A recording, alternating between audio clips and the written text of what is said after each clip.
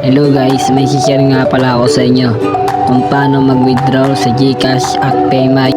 Pero kung alam mo na at marunong ka na, i-skip mo na lang itong video na ito. Para sa mga bagong members natin ng NY, yung mga hindi pa nila alam kung paano mag-withdraw sa GCash at PayMaya.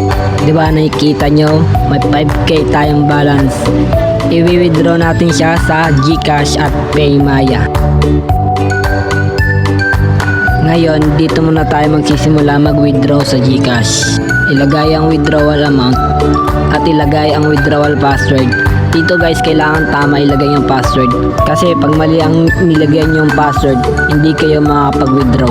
Kailangan tandaan nyo talaga yung withdrawal password nyo.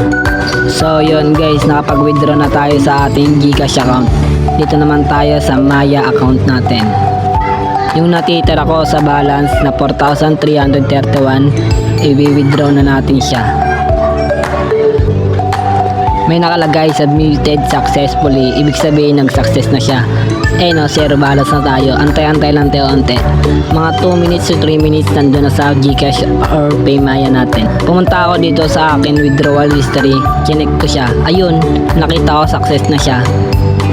Yun guys, i-check naman natin siya sa GCash at PayMaya. Pag sa GCash may bawas kasi yung 1,000 ko may handling fee na 20 pesos. At dito bubuksan ko na ang aking GCash. Nandito na guys, titignan na natin siya sa transaction. Okay, 980 pesos nakuha natin kasi may handling fee tayo na 20 pesos. Sunod naman na bubuksan natin ang ating PayMaya account. So yun guys, pumasok na ang ating withdraw na 4,331. So yun guys, hanggang dito na lang. Maraming salamat sa panonood. Bye bye.